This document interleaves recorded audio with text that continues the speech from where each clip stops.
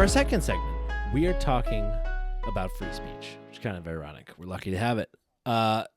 Specifically, we're talking about Trump and free speech and his claim, or I guess the claim on the right generally, that they are free speech warriors, that they care about it more than everybody else. Trump literally said on the campaign trail this year, quote, "If we don't have free speech, then we just don't have a free country." It's as simple as that.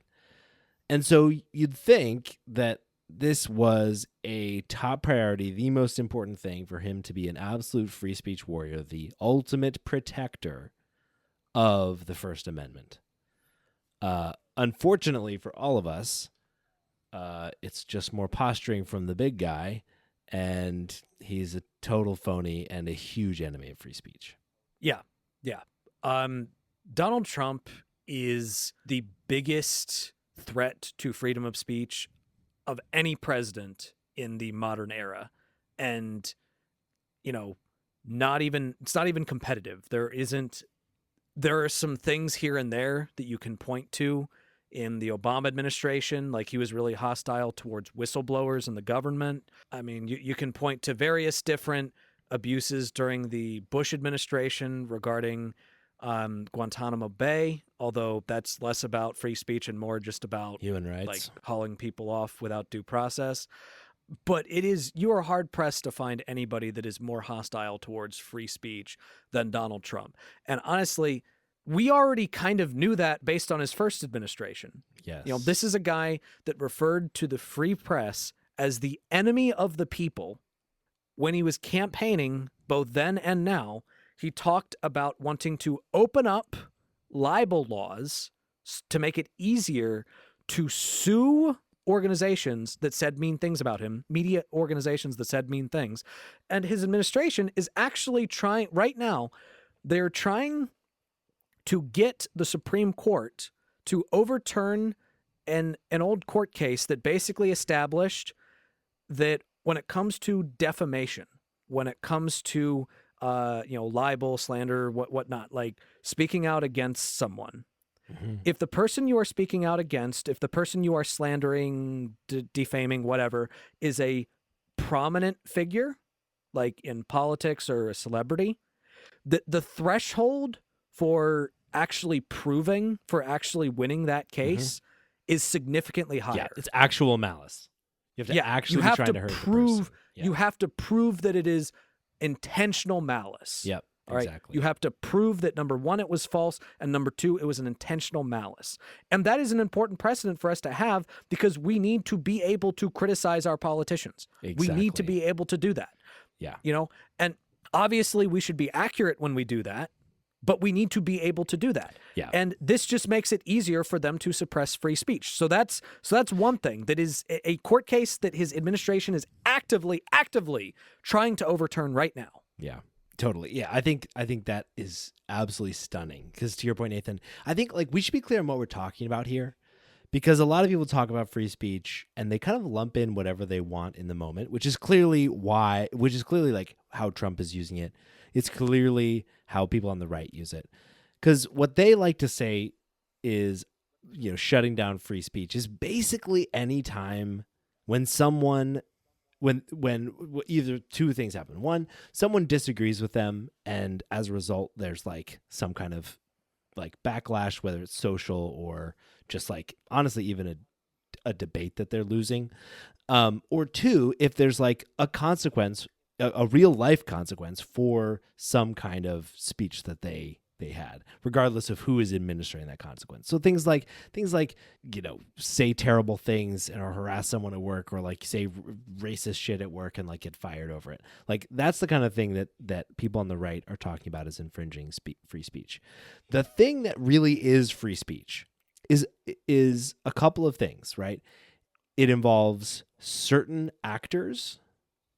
So obviously in the legal sense, free speech is when the government infringes free speech. In the principle sense, it's when people in positions of significant power shut down free expression of ideas. But the other thing is that it doesn't just extend to like laws and enforcements that actually prevent people from the free expression of their ideas or actively like select certain viewpoints to uphold or depress, right? It extends, for the government's case anyway, to the potential chilling effect of the government's position or treatment of certain ideas. So one thing that the government is allowed to do with regard to the restriction of free speech is like you've heard this term before, the time, place, and manner restrictions. This is basically like, they're allowed to prevent you from, having a super loudspeaker at midnight in a quiet neighborhood. Right? You can't have a super loud protest in the middle of the night when people are trying to sleep. It's a time, place, and manner restriction. What they cannot do, and explicitly barred from doing, right, is saying that certain viewpoints can have a protest at midnight in a quiet neighborhood, but other viewpoints can't. That's viewpoint discrimination, and that is explicitly illegal. And to your point, Nathan, about the New York Times v. Sullivan case, which is the case that increases the standard for public figures of defamation, is that if we didn't have that increased standard, there would be a clear and demonstrable chilling effect, because the power of the government, certainly in the case of the Trump administration, the power of the DOJ or like high-powered lawyers and all this stuff would be going around suing people because they have so much power and getting them to settle, or just like threatening them with suit. And so if we didn't have that higher standard, it would be very, very easy for the government or people in power to have a chilling effect on the speech of others. And that's what we're here, that's the kind of speech we're here to protect. Yeah. And speaking of that chilling effect, or just a chilling effect in general, one example that I think is important for us to address, and this happened 2 days after Trump issued his executive order expanding freedom of speech, was the FCC under him has reinstated complaints on ABC, CBS, and NBC over their coverage of the 2024 election. Yep. These complaints involve saying that involve complaining about them fact-checking Trump. These complaints involve the editing of an interview that Kamala Harris did. Mm-hmm. Like, they didn't like the way that it was edited. Mm-hmm. This involves her being allowed to appear on Saturday Night Live because, it's the government's job to dictate who's allowed to be on fucking Saturday Night Live. Trump also is trying to sue the Des Moines Register because there was a poll a little bit before the election that showed him down in Iowa. Now, obviously, he wasn't down in Iowa. Sure. It was, the poll was flawed. The poll was wrong. Maybe it was methodology. Maybe sometimes polls are just wrong. Yeah. Like that happens. And it was actually kind of surprising because the Des Moines Register, in terms of polling, is actually usually pretty accurate. Yeah. It's like the gold standard in Iowa. So it was actually really surprising that it was wrong by as much as it was. But it was wrong. Yes. Mm-hmm. But Trump is trying to sue it, basically saying, like, this is election subversion. Yeah. Now, what's crazy about that is that in a state like Iowa, if a poll comes out showing that the Democrat is ahead, that's more likely to motivate the Republicans to turn out and motivate the Democrats to be like, oh, well, I guess we're good then. So it doesn't make any fucking sense, even at face value. But even if it did, you don't get to fucking dictate that. It's the free press. Yes. It is the free press. The only thing you could maybe do is if there was like intentional malice in the poll. Mm-hmm. But I mean, even that I don't think you could do, because I mean, are you gonna now go to like Twitter polls that are used for a selective audience that ask like, hey, who are you gonna vote for? And then that's extreme. That's wrong because it's it's a badly formed. Like, you're gonna sue them? You're gonna sue that fucking poll? Yeah, and importantly, like, it's this chilling effect. It's the willingness to go after a newspaper. Newspapers are already struggling businesses to begin with, and often they're part of larger conglomerates where they're the money-losing entity, and they operate essentially on principle, right? On the idea that we should have a free press. And so, the more ire is focused on them and pressure placed on them, the more narrow their coverage will be. It's the reality of the business that they're in. And it's a reality Trump knows, and that's why he's doing it. So, and with regard to the ABC, CBS, and NBC complaints, the previous FCC chair had already dismissed these complaints because they'd be contrary to the First Amendment for the FCC to control speech or editorial decisions of journalists or adjudicate bias in their coverage, because it would be the government taking a position on a viewpoint, which is it explicitly barred from doing. Similar with a lot of the executive orders. You may recall the executive orders we walked through the other day, where they are explicitly banning certain words from, like, not only government documents, but from the documents or discussion or websites of anybody that receives government funding. So explicit banning of words. For example, the OMB, in their memo titled Temporary Pause of Agency Grants, Loan, and Other Financial Assistance Programs, that paused federally funded programs pending review of those, basically of like those programs' alignment with like DEI initiatives and whether they should defund them because of it. They specifically called out like ensuring that no funding goes to advance, quote, Marxist equity, transgenderism, and Green New Deal social engineering policies, which is explicitly in government documents stating that no money should go to any program that expresses a specific opinion, in clear violation of the First Amendment. Yeah.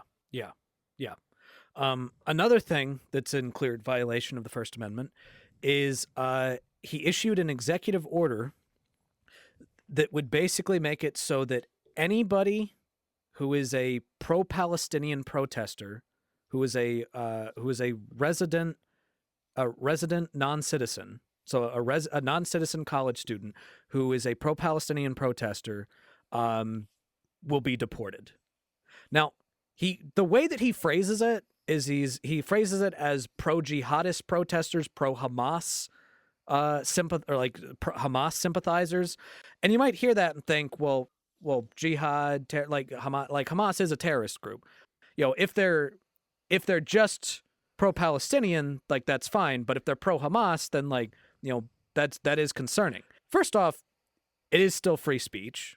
Yeah, exactly. It's concerning, but the government can't decide that it's concerning. Yeah. That is still free speech. It's free speech that is horrible. And if that speech is direct threats of violence, then that should absolutely be that should absolutely be stopped. And you don't need an executive order to do that, because it is already illegal to do that. Yes. It is already illegal to do direct threats of violence. And if there are people on college campuses who are doing direct threats of violence against Jewish people, that shit needs to be shut down. Full stop. And it is, because that's already illegal. But consider this.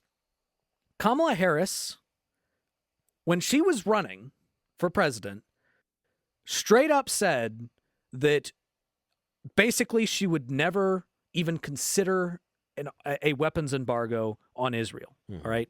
The most that she ever did was basically say, hey, we're going to try to, ask very nicely for them to stop bombing as many civilians, and we're going to try to do some humanitarian aid. And meanwhile, Trump referred to those modest criticisms as her being pro-Hamas. Modest criticisms as pro-Hamas. That is what he views as being pro-Hamas. Mm-hmm. So literally, when he says pro-Hamas protesters or Hamas sympathizers, he means that if you even moderately criticize Israel, if you even suggest, hey, maybe we should do some humanitarian aid, that counts as pro-Hamas. All right. Which means that people are going, if this order is actually followed, a non-citizen on campus could be deported for just saying, hey, we shouldn't bomb kids. Mm-hmm. That is so antithetical to free speech. Yeah. Let's also not forget about the fact that he called for putting flag burners in prison. Mm.